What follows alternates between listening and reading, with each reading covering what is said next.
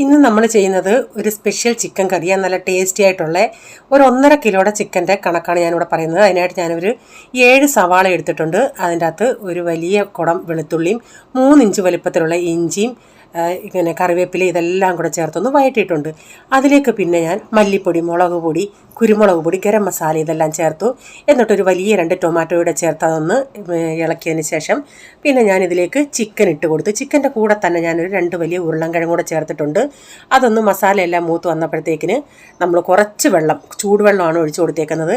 എന്നിട്ടത് അടച്ച് വെച്ച് നമുക്കൊന്ന് വേവിച്ചെടുക്കാം. ഇടയ്ക്ക് ഞാനത് തുറന്നു കൊടുത്ത്, പക്ഷേ ചിക്കനൊന്നും വെന്തിട്ടില്ല. കുറച്ച് നേരം കൂടെ നമുക്കൊന്ന് അടച്ചു കൊടുക്കാം. എനിക്കിപ്പം ഇച്ചിരി ഗരം മസാല കുറവായിട്ട് തോന്നി, ഞാനിച്ചിരി ഗരം മസാലയും കൂടെ ചേർത്തിട്ടുണ്ട്.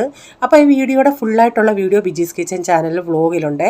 അപ്പോൾ ലാസ്റ്റിൽ ഞാൻ കടുകൂടെ വറുത്തതിലിട്ട് ചേർത്തിട്ടുണ്ട്. നമ്മുടെ ചിക്കൻ കറി ഇവിടെ റെഡി ആയിട്ടുണ്ട്.